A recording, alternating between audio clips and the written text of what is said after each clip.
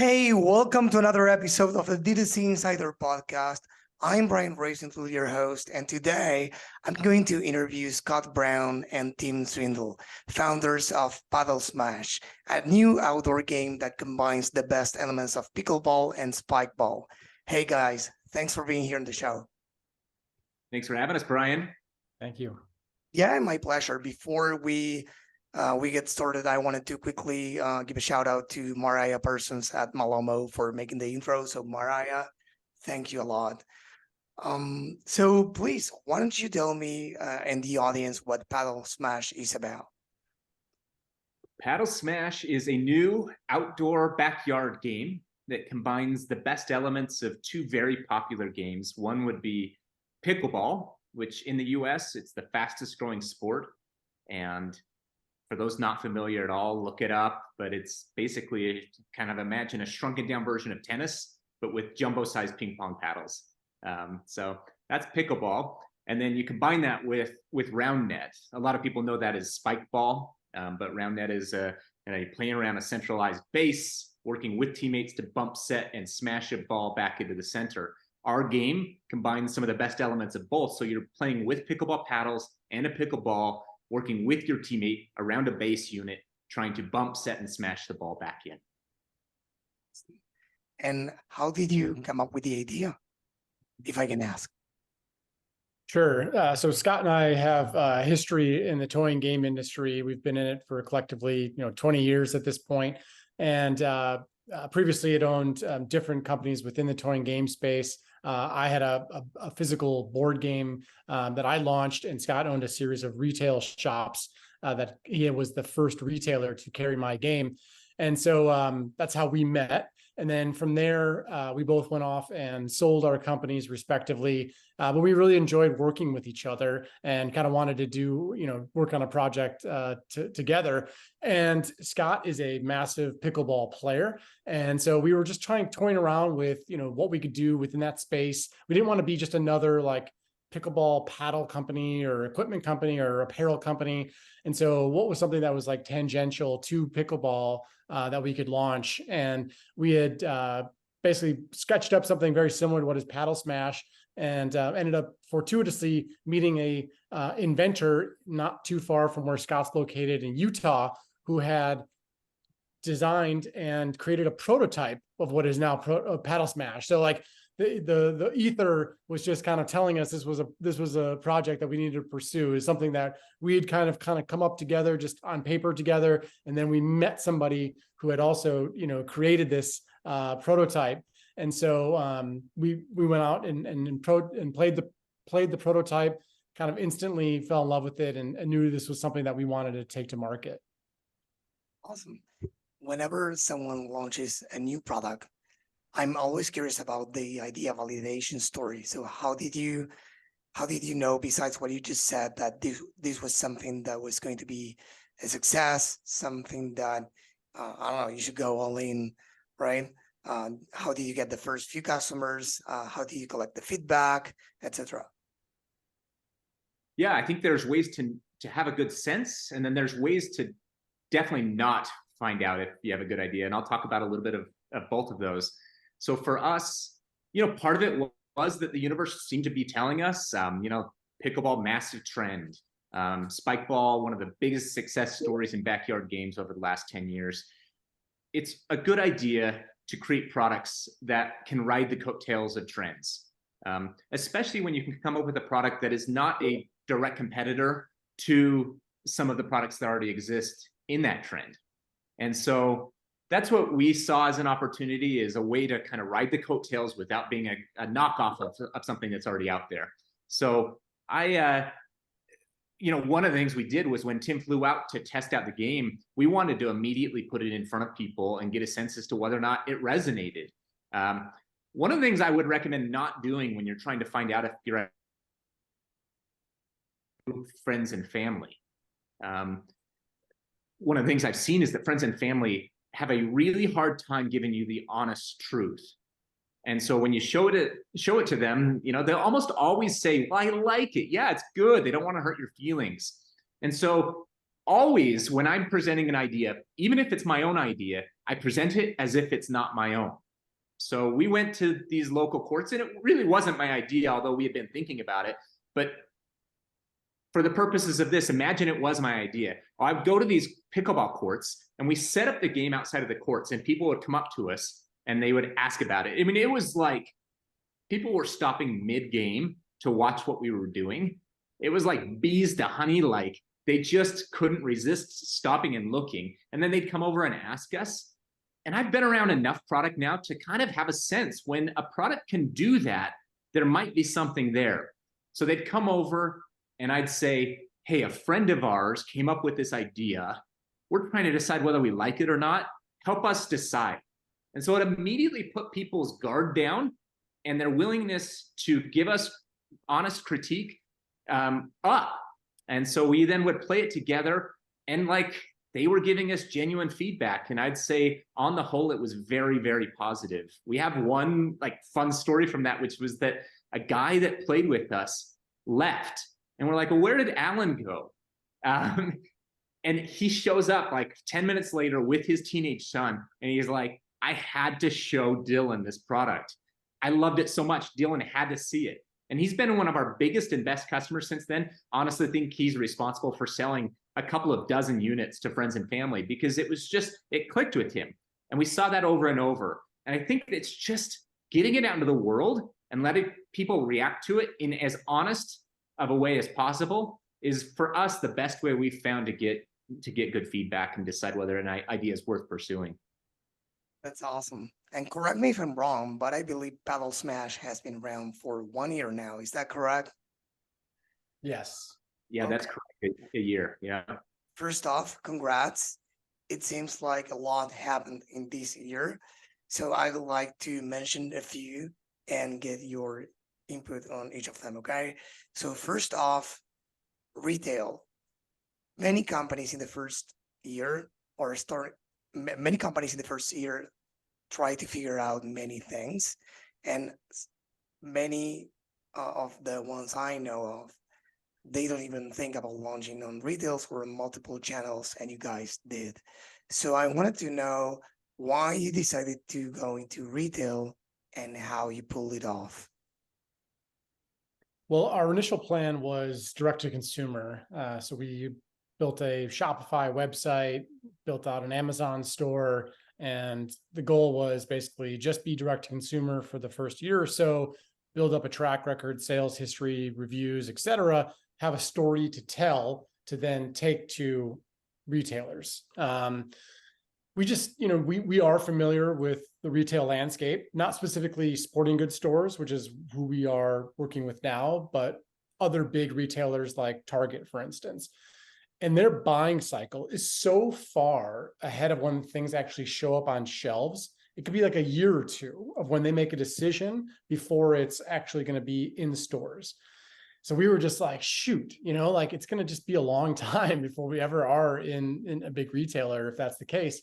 Why don't we just take a shot and we'll throw out some cold emails to some of the biggest sporting goods stores here in the United States and see what happens. We didn't have any connections or anything like that. We just cold emailed them, cold LinkedIn messaged them.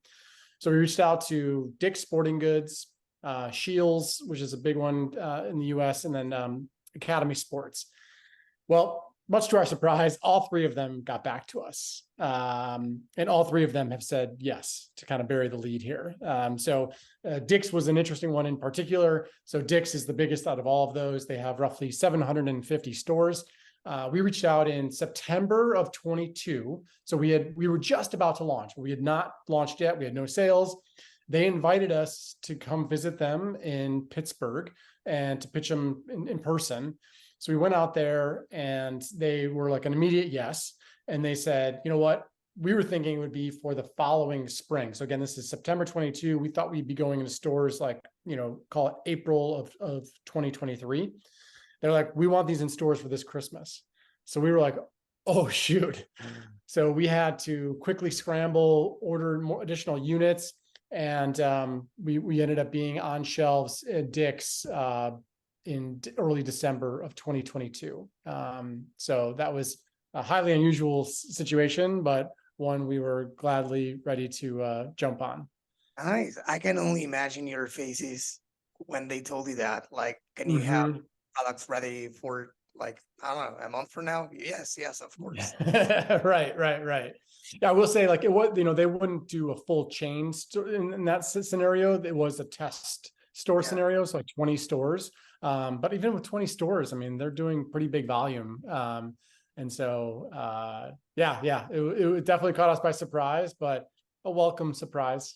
Yes, and I have heard all kind of stories from companies on retail. So can you tell us from your point of view the pros and cons or ups and downs uh, of being on retail with your company? Yeah, I mean, I used to be on the other end of it. I had a chain of retail stores, so I understand both perspectives. And I think, the biggest upside of being in a retail store is just exposure, getting in front of customers you wouldn't otherwise. Dick's Sporting Goods. So I'd say that's the biggest, and like hand in hand with that is the size of those orders. It can really change the trajectory of your company's growth getting into a store like Dick's. 700 locations, and imagine if they were to buy, I don't know, call it 6 units per location. That's a massive order for us for a brand new company. And that's a positive and a negative. There's a risk associated with that. If you have to then outlay all the cash to buy that amount of inventory, there's a risk. And for a product like ours, which while it's riding the coattails of two popular trends, it is a new item that people do not know and have never played.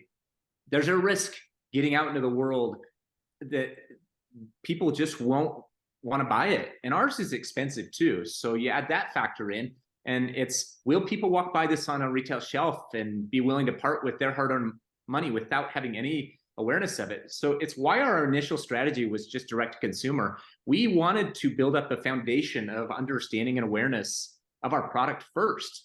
I honestly think if Dick's would have come to us and said, we want to go full chain, I think we would have said no. I think we would have strongly advised them against it, because I don't think that's the right way to launch a brand new product. And just the likelihood of that thing falling flat on its face is really high. And when that happens, it's not just Dick's that gets stuck with the cost. You're signing contracts where you're participating in the markdowns, and that can sink a company. And I've seen a lot of companies do that. They get swayed by the prospect of being in a Walmart. They agree to it. And what they don't understand is that they are also on the hook for any downside. And it will take companies down.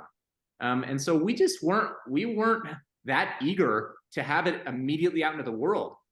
There is a desire to get it out there because you want to build a moat around your business, and there's going to be all these people that come in wanting to do the same thing. But I don't think that's a reason to decide, to go full chain at a big retailer like that. So we were really actually excited that they decided to go into select stores. It allowed us to test and learn. And now they are all expanding store count. And they're doing it gradually, which is what we would advocate for. It's great. Kind of take it slowly and allow the customer base to build around your product. That's great advice. Thank you. And I've talked to many DTC brands going into retail. They were DTC first, and then they went into retail. And they told me from their experience, at least, that there were some, let's say, marketing elements or some things that they underestimated when they went into retail. For example, the importance of the packaging design, right? Because when you ship a DTC order, the client sees it and that's it. They already bought it by then, but when they see it on the shelf, it's a totally different thing. It's like the landing page, right? What they see about you. So what would you advise fellow founders listening in the same position as you were a few months ago to keep in mind about that or something else? Well, you're absolutely right. That's a big one that you just pointed out, is there is a art to the retail packaging. It acts as basically a billboard. And so how can you, with the same restraints that all companies have with the size of the shelves that it's going on, stand out from the crowd? and tell your story to somebody that's walking by. Literally in a flash of a second, you have to kind of catch their attention. I'm just going to give credit to Scott here. Scott has a very strong graphic design background, and he's really good at that. So relied heavily on Scott for that, for our situation. One of the things that we did that is kind of a newer idea that we've appreciated is adding QR codes to our packaging. And so because you are limited with the real estate that you have on the packaging to tell your story, and you don't want to jumble it with like trying to tell too much, we've introduced, and we're definitely not the first people to do this, but introduced a QR code. So everyone's pretty familiar with those now. And so right on the front of our packaging, it's like, you want to learn more or see it in action. They can take out their phone. So you're now creating this like digital experience that's in person, and it's allowing to kind of bring the game to life, providing people a lot more information about how to play the game, et cetera. And so that was something that was new for me this time around, but one that I think is a takeaway that I would definitely do with almost any new product I'd come out with, is like somehow bring them into a digital realm where you can share more of your story, maybe collect their info, et cetera. That's awesome. Now talking about press, I know you got some press in the first year. How did you land these? I mean, I think you received coverage on the Today Show, Good Morning America, Wall Street Journal, Forbes, and many others. So was this through a PR agency, or how did you pull it off? Some of it was through an agency, but I will say that some of the earliest opportunities came organically or through connections we had. We benefit because we've both been in the toy industry for a large chunk of our career, that we do have existing relationships that we can call on. So I'll just tell one, which is kind of a fun little chain of events, which we reached out to someone that we knew. I honestly had, I knew her because I had been at a party with her at a New York Toy Fair event, and got to know her enough to know what she did. What she does is she gets products onto the Today Show and Good Morning America. She's the one when Today Show has a segment about best holiday gifts, she'll often be on there demonstrating a few products. So we reached out to her. Her name's Meredith Sinclair. Give her a shout out and said, "Hey Meredith, we've got this cool new item. Like, what do you think?" She was actually really quick to respond and kind of came back. I'll be honest, the first time, I don't think she responded. And then it was actually a couple months later when we sent her a follow-up and just like, "Hey," and then she did respond. And that time she was like, "I actually have a good opportunity right now for it." Good lesson learned, which is that don't take a no or a kind of zero response as a complete no. Just sometimes its timing's not right. And the timing was right for her to be on a segment on the Today Show for spring broke products. So people not going out for spring break, staying home, what are good options? And she's like, "Your product's perfect for that." So she took it on the Today Show. And, obviously Today Show is massive in the US. Huge opportunity to have your product. And for us, 6 months old, have our product on the Today Show. We saw a nice spike in sales. The thing is that also the person that happened to be watching the Today Show segment was a producer for Shark Tank. And so, I don't know if we're ready to jump right into that, but that led ultimately to us being asked to be on Shark Tank. So we'll get to the Shark Tank thing, but just kind of to go back to your original question, we did both. We use a PR agency right now. They do get us in a bunch of publications, but some of it was just us doing cold outreach. It was like us emailing a reporter with Forbes who we know had written about sporting goods products in the past. It's sometimes just like that kind of grunt work of cold emails to people, and it's a volume game where you spread it out enough and you increase your surface area of luck. And so I think you just like, we had a bunch that we sent out and got zero reply, and a few that we got replies to, and those few replies honestly led to additional opportunities, and it has a bit of a snowball effect. Yes. I always tell people I know that if you ask, you'll get an answer, or not today, but if you keep trying, you will. I recently interviewed a founder in the AI space. They are pretty successful now, a UK-based startup, and they got rejected by investors like 50 times. And they took notes. At first, of course, they were like taking a defensive position, but then they were like, hey, we're going to be this way forever. They started taking notes. They started taking a different position. And after some attempts, they landed a big round of investment. So what you said, the bottom line is that you shouldn't take no for an answer. Maybe it wasn't the right timing. Maybe it wasn't the way you asked for it. Maybe it wasn't the right person. So there are many factors when getting no for an answer or not getting an answer at all. And what you were saying about doing the outreach yourself, some people overcomplicate things and say, hey, I need like I don't know, a team of many people to do professional outreach or agencies or whatever. And sometimes it's just spending some hours to yourself as a founder and start reaching out to a few people and then see what happens before scaling up, right? Exactly. Awesome. And then this is not press, but it's kind of because it's digital, you know? I know that you went viral on TikTok with over 14 million views currently. So please tell me, what did you do? What's the formula?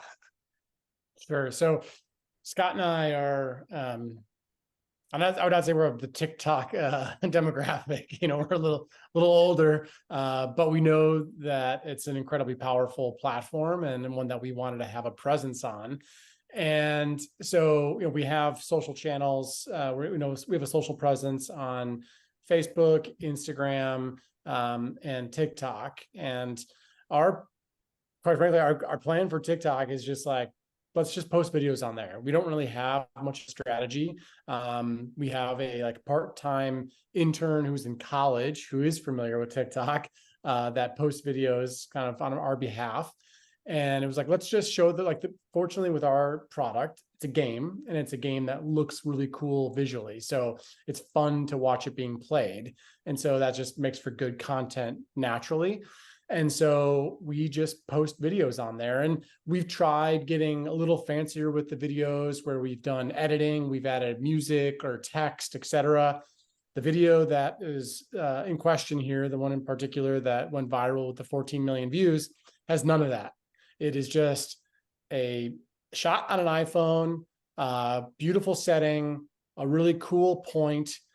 Scott shot it, so he's the magician with the camera, and it just, so there wasn't any like tricks we did to make it go viral. It was just very like authentic, genuine, and I think those are the things that I would probably promote the best, is that like just be authentic, be genuine.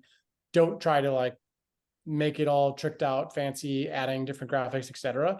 And that seems to be what works well for us. And so it was just a really cool point and a beautiful setting. And I wish I knew why it went viral, because we would be doing it every week. It was amazing. It led to like a couple of our biggest sales days. It led to just countless inbound interest in the product from retailers, from, you know, internationally. It was probably the most impressive, just from people all over the world wanting to carry the game. So the exposure we got from it was phenomenal, and it cost us nothing, which is just unbelievable. So yeah, hopefully that answers it. I mean, to Tim's point though, I mean, we've now tried to replicate that, you know, a few times. It's like beautiful setting, good looking people, feels organic, and they don't take off at the same pace. And it's just a volume game. You just don't know. And so you've got to keep trying, and then sometimes it'll work and sometimes it won't. So yeah, I think it's just gotta, there is no recipe. I don't think there's any perfect recipe for how to do it. It is just a volume game. And sometimes it gets picked up by the TikTok algorithm and then can spread. I really love everything you guys said, because one, whenever I talked to someone in your same position with a viral video, they have no clue why it went viral. It wasn't the most produced video at all. So it matches what you guys are saying. And what you just said about consistencies, it's something that top creators advise to people who want to get started creating content, or to brands in the same position, right? To be consistent, to try to do volume. And I think I recently read in a book, I don't remember if it was Atomic Habits or some other book, that a university, I think in Florida, did a research, and they divided the class in two groups. One to one, they asked them to record, or to, it was a photograph class. So they asked them to take as many photos as they could, and they needed to, I don't know, to deliver, I don't know how many of them, but it was like a quantity game. And to the other group, they said, hey, you should deliver one, but it needs to be like the perfect photo, right? And what they discovered is that the first group, the one they wanted quantity from, was the top performing group with the best pictures, because they iterated after everything they learned with the volume. So I think that's a great advice for brands. But I gotta know now, what was the video about? What was the video about? Yes. Honestly, it's just a point being played on PaddleSmash. So I'm in it. My wife is actually the one filming this one, and we just needed. So I said we were on Shark Tank, and we'll talk about that in a minute, I think. But we needed a video for that show to show how play happened, and so we just went to a backyard here in my community, and my wife was filming while we played. I got a couple of professional pickleball players to join us. It was their first time ever playing. And after like 10 minutes of them just kind of getting used to the game, we started filming. And honestly, we got some of the best points we've ever filmed. And we just, I don't know, it was just like, because it was so casual, it felt authentic. It felt very organic. It wasn't planned at all. There was no script. It was just like, hey, let's just play. Someone's going to be filming, pay no attention to them. But yeah, honestly, it was just a point of PaddleSmash. It was just like, it looked fun. I can only imagine your wife's ego after you told her that the video she recorded was the top performing one. She's going to start charging us now. Yeah, for video content. That's right. Yeah. One of the things that's good about our game is that you want to see how it resolves. You want to see who wins the point. And I think that is a bit of a recipe for any content, is to create a hook that makes people want to stay till the end. And so for ours, it's natural that you want to see who wins the point. And so people stay longer. When you stay longer on your video, TikTok's more likely to keep serving that to viewers. That's awesome. So now I do want to talk about Shark Tank. So, I mean, first off, what is it like to be on the show? I know it's going to air later today, but please tell me, what is it like? How did you prepare? Were you nervous? I mean, it's a obvious question, I guess, right? So yeah, for the listeners, it'll air Friday, October 20th, depending on when you're listening to this podcast. So by the time you listen to this, you might be able to go check it out online. So yeah, in this case, so I'll share that this was actually my second time being on. I previously was on for a different product that I did with my niece, who was 10 years old at the time, and that ended up not airing. And so I think that's fortunately it worked out where I was able to go on again, because it didn't air, and I don't think they would have, asked us to come on again.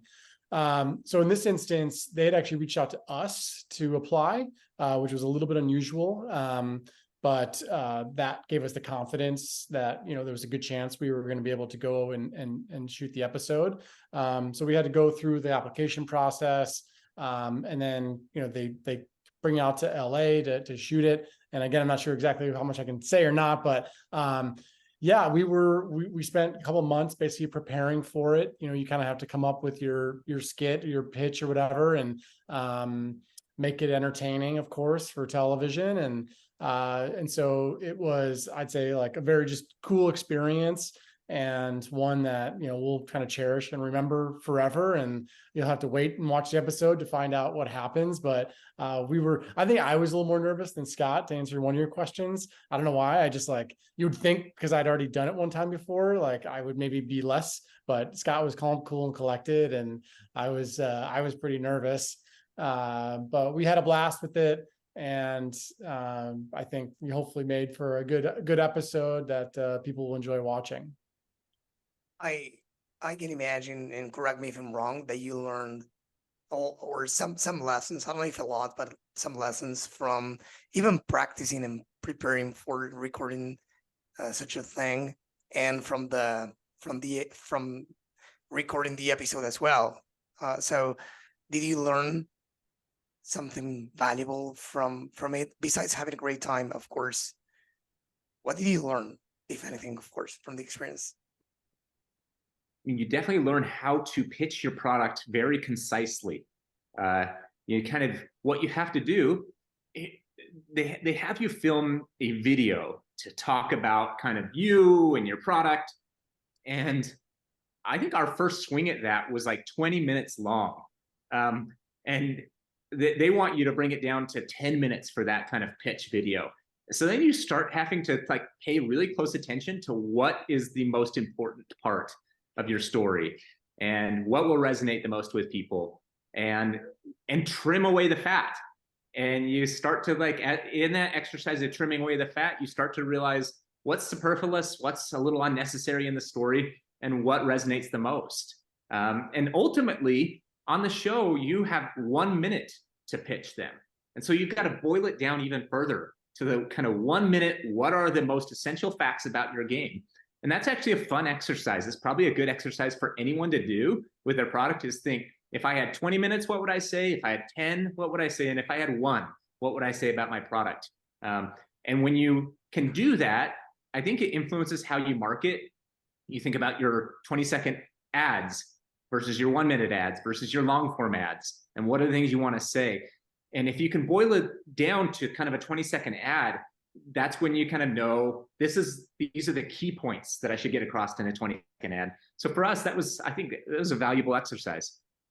Yeah, I mean, I can only imagine it's a great exercise for any business, as you said, because it helps you summarize everything from 20 to 1 minute, right? So it's crazy. And I can only imagine the experience there while recording is crazy as well. I mean, it's something that we don't always experience, right? So I'm happy for you guys. And of course, I'm sure you cannot say if you made the deal or not, right? Gotta watch this episode. Yeah, sorry. We have pretty tight non-disclosure agreements. Awesome. No, of course, everyone go watch it tonight. So great. So now I do want to talk about the acquisition channels and strategies on the D2C side. We talked about it on retail, or we talk about, going into retail. We talked about press going viral. What about the D2C side? Because I think you still like the D2C side, right? Or not? We do, yes.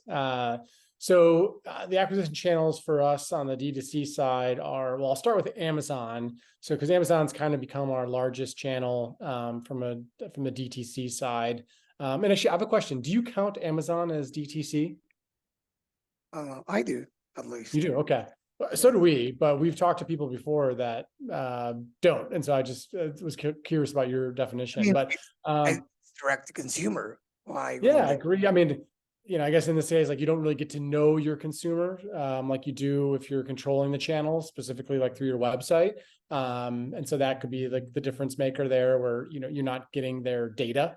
But anyway, we count it as direct to consumer. So we find that roughly 50% of our sales comes through Amazon. High intent purchasers, obviously, with Amazon, that's where the buyers are. And so we've put a lot of effort into creating a really good storefront on Amazon. We also run ads on there. And so that one is, a big focus for us. Our website, we're on Shopify. We run ads to Shopify, specifically just meta ads, so Facebook and Instagram ads. We don't run ads on any other platform, Google or TikTok.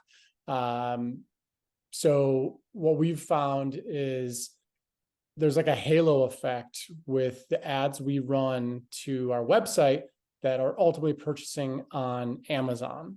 And so while our ad spend is much higher on Meta than it is on Amazon, we do more sales on Amazon. And so initially that would be like, well, why don't we just spend more money on Amazon? And I think what we've figured out, we work with an agency to help us, is that a lot of the traffic we're driving to our website, it becomes purchasers on Amazon. And so we're able to kind of justify that, that cost, that expense, more so with Meta.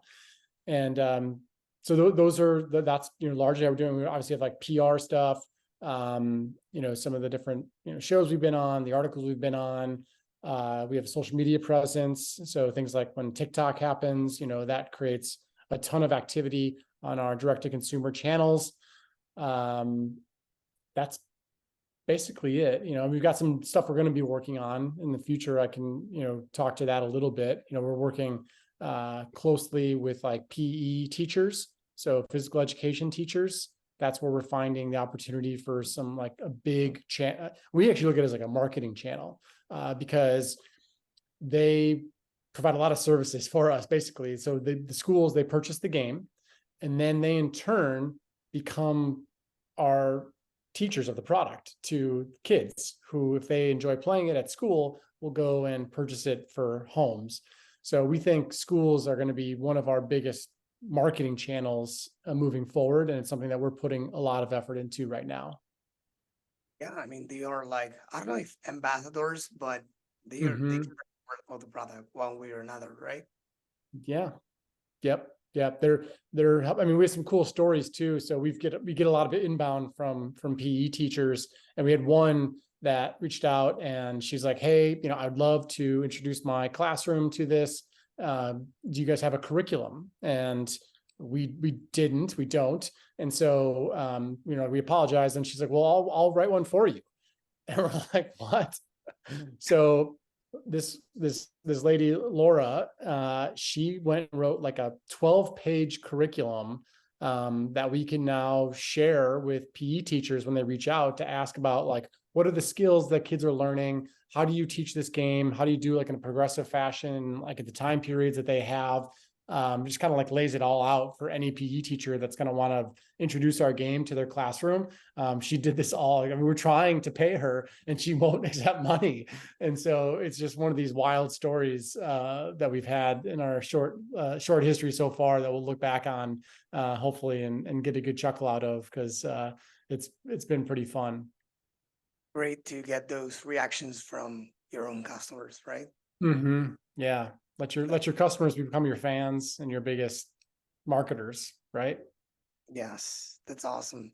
And about what you said between the thing between Amazon and Meta, you get people to visiting your website through your ads, and then they go to Amazon to complete the purchase.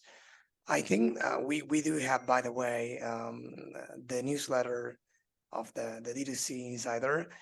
It's a weekly edition, and recently, I think a few months ago, Amazon announced a partnership with the Shopify, I think it is, in which they let you include a button to buy with Amazon or with Prime, and then you can keep the data, right? Mm-hmm.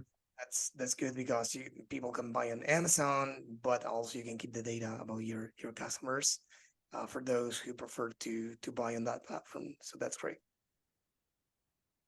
Yeah, it's a great tip. It's honestly something that's on our list of things you said that. I was like, we got to turn that on. Yeah, I know. This reminds me. I'm like, oh yeah, we got to do that. So good reminder. Thank you. Yeah, no, my pleasure. And have you had any unexpected type of customers? I don't know if you use any post-purchase survey platforms such as No Commerce or any other to collect data about why your customers buy, how where did they hear from your about your company in the first place, etc. That I don't know, surprised you for good or not? Yeah, I'd say so. Some of what we expected has come to fruition, and we have had some surprises. The ones that we expected, we kind of went into this thinking that pickleball players would be our biggest audience, and it would probably be parents with teenage kids would be kind of the age group. And I would say that is still the vast majority of our customers. We thought that, so, it's a combination of two games. So, maybe hypothetically, half our customers are pickleball players and half of them are spikeball players. But truly, our game's expensive. Spikeball players tend to be, college-age kids with less discretionary income. They've already got their sport that they're already into. But pickleball players, we'll call them pickleball curious. They are very open to all kinds of things that are pickleball related. Anything that can give them access to pickleball-like play, anything that can help them develop their game, I think they're interested in. And because it's such an emerging sport, there's a thirst for anything pickleball related. And so we kind of went into it with the suspicion that the vast majority of our customers would be pickleball players. Also, pickleball players tend to be, more of the country club sport type. That's not always the case, but I'd say it's an older crowd with generally more discretionary income. And so we kind of thought, well, that's our audience then. And we've targeted them, we've advertised to them. So some of it's self-fulfilling, but I do think that's our core audience.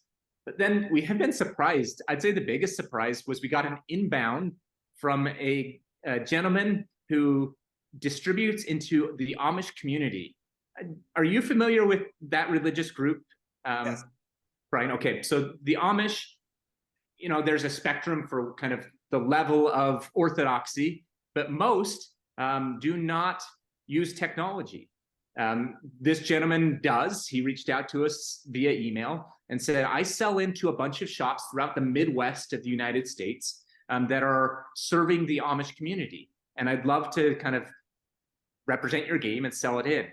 And that guy has sold hundreds and hundreds of units into this community. Nice. And it's interesting. They have played a role in the startup stories of both Spikeball and CrossNet as well. And I think the biggest reason is that because they don't use technology, they're thirsty for entertainment. And so that year-round are always looking for things to do with their time.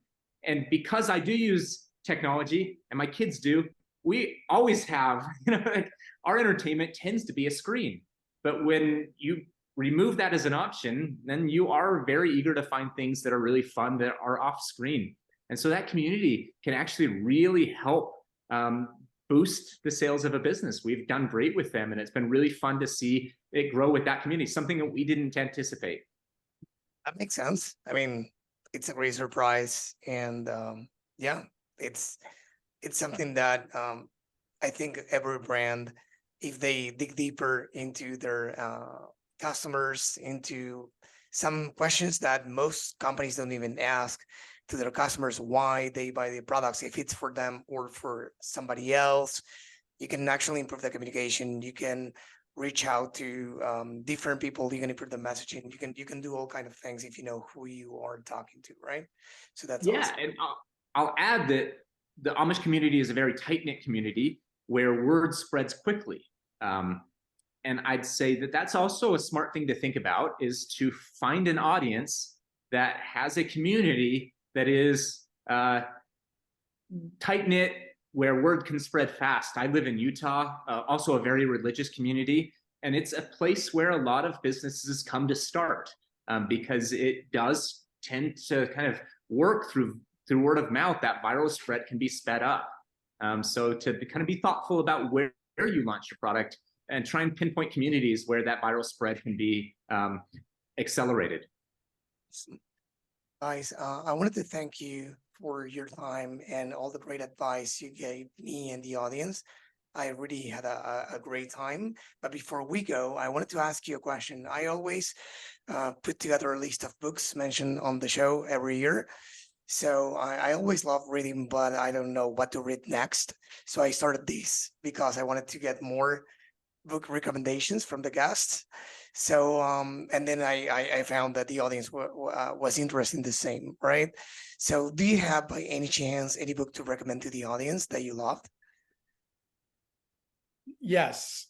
So I don't like reading like business books that tell you how to do business. I like reading more like autobiographies about entrepreneurs that kind of just tell their journey, and through the telling the journey, like you're just picking up lessons and the war stories and things like that. And so, and it just makes, I think, for a more entertaining read.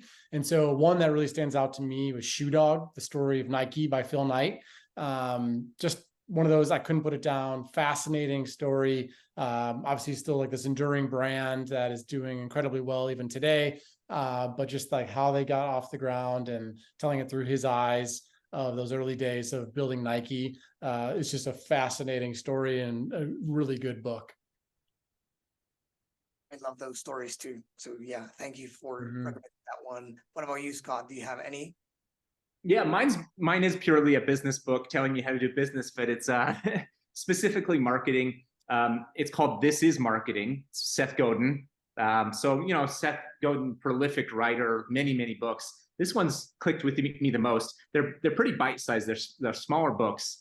I've reread this one 3 times since starting PaddleSmash, just because it is such a good reminder of a few things. But the one that I think about all the time is, I'd say the vast majority of the reviews that we get of our product are very positive.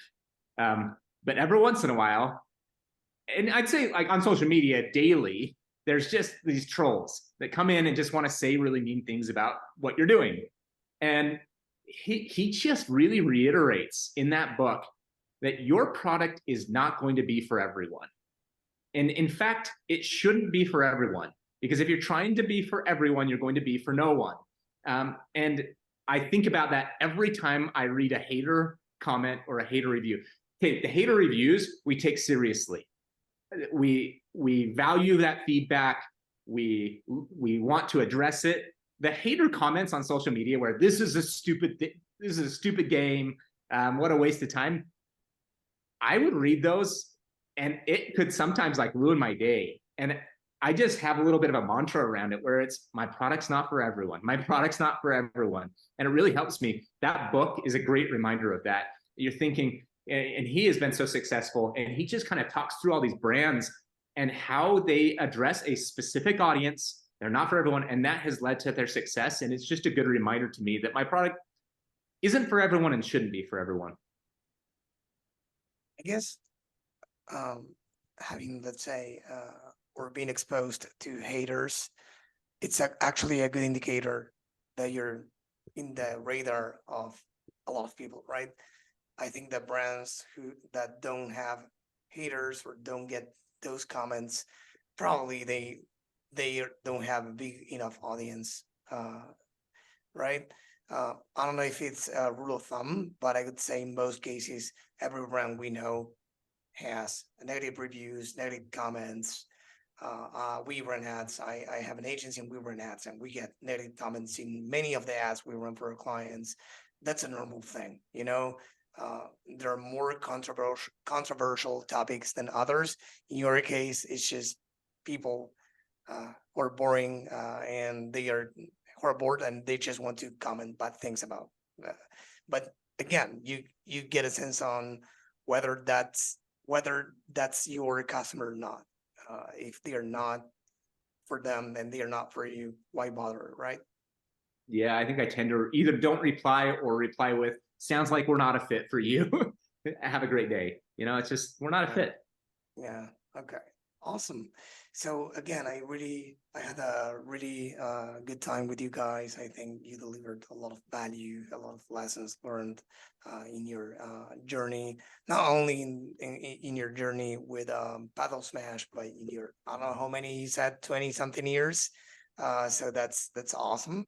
So before we go, please, where can people go to learn more about each of you guys and the company?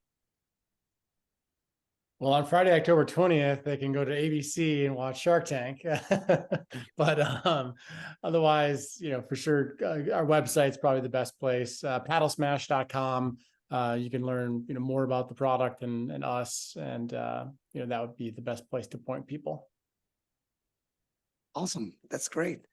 For everyone listening or watching, if you go to the DTCinsider.com and find the episode, you will get all the show notes, including the books they mentioned and their website, unless you are already there, of course. Team Scott, it was a true pleasure to have you on. Thank you for being here in the show. Thanks, Brian. Thanks, Brian.